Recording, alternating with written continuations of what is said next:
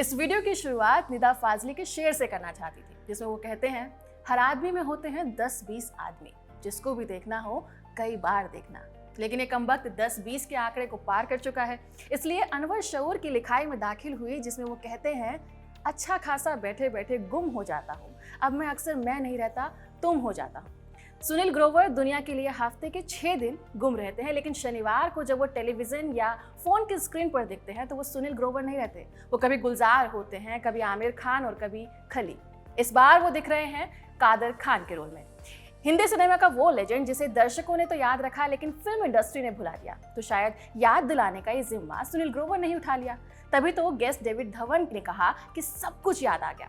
The great Indian Kapil show का नया और फाइनल एपिसोड, जिसमें गेस्ट हैं फिल्म डायरेक्टर डेविड धवन और उनके बेटे एक्टर वरुण धवन। इस एपिसोड में सुनील ग्रोवर, कीकू शारदा और कृष्णा अभिषेक ने एक एक्ट किया। तीनों ने मिलकर साजन चले ससुराल फिल्म के सीन्स को रिक्रिएट किया। गोविंदा के किरदार श्याम सुंदर को मिमिक कर रहे थे उनके भांजे कृष्णा अभिषेक। कीकू शारदा ने सतीश कौशिक का मुथुस्वामी वाला किरदार निभाया और साथ में दिखे कादर खान, जो मिस्टर खुराना का रोल कर रहे थे। मतलब असली कादर खान नहीं बल्कि मिमिक सुनील ग्रोवर कर रहे थे। लेकिन देखते ही देखते इतना असली और यकीनी लगा कि पता ही नहीं चला कि वो सुनील ग्रोवर है। एपिसोड के बीच में तीनों एंट्री लेते हैं। पहनावा बता रहा था कि यहाँ साजन चले ससुराल को रिक्रिएट किया जाना है। गोविंदा को गोविंदा बनाने वाली फिल्मों में से एक, कॉमेडी से भरपूर फिल्म जिसे कई बार देखा जा सकता है और लोगों ने देखी भी है। साजन चले ससुराल फिल्म डायरेक्ट की थी डेविड धवन ने। फिल्म के डायलॉग्स कादर खान ने ही लिखे थे।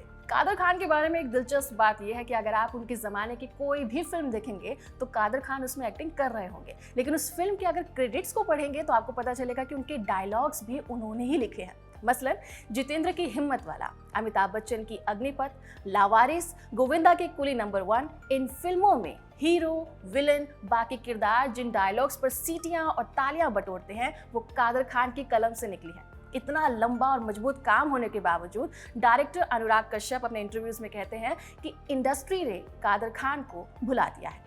तो अब सुनील ग्रोवर ने दोबारा हमारी और आपकी स्क्रीन पर कादर खान की याद दिलाई है। सुनील ग्रोवर बतौर मिमिक्री आर्टिस्ट तारीफों का दायरा लांघ चुके हैं। जिस भी किरदार को अपनाया वही सामने बनकर आ जाते हैं। तभी तो जब कादर खान का मिस्टर खुराना वाला गेटअप लिए कपिल शो में वो आए तो पहले लोगों ने नॉर्मली ही रिएक्ट किया, लेकिन जैसे ही सुनील डायलॉग बोलते हैं, आओ इधर आओ, तालियों का शोर बढ़ जाता है। अर्चना पूरन सिंह ने भी वाओ कह दिया, उनकी आंखें बड़ी हो गई और डेविड धवन ने कह दिया कि एकदम याद दिला दिया। मिस्टर खुराना जब फिल्म में बोलते थे तो सिर झटकने और हाथ घुमाने का एक खास और धीमा अंदाज था, आंखें मटकती थी। सुनील ग्रोवर को देखते हुए ये सारी अदाएं विशुद्ध रूप से आंखों के सामने हो जाती है। ये पहली बार नहीं है जब सुनील ने ऑडियंस को हैरत में डाला हो। आमिर खान वाला एपिसोड तो याद ही होगा ना। आमिर खुद कंफ्यूज हो गए थे कि असली मैं हूँ या जो सामने दिख रहा है वो। इस आदमी ने गुलजार की मिमिक्री कर डाली। नवजोत सिंह सिद्धू, कपिल देव, अमिताभ बच्चन सब बने और सब यादगार।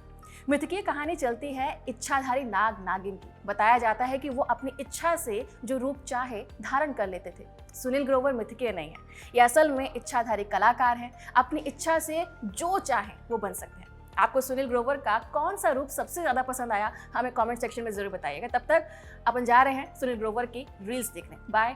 अच्छा सुनिए, सुनील ग्रोवर की उनकी असली कहानी कहाँ से आए, कैसे यहाँ तक पहुँचे, इस पर हमने एक वीडियो बनाया हुआ है, तो वो भी देखिएगा। पता चलेगा कि इनकी ट्रेनिंग कैसे हुई, जिसकी बदौलत आज ये महारत हासिल कर रहे हैं। अब के लिए नमस्कार, बने रहिए खबरगांव के साथ।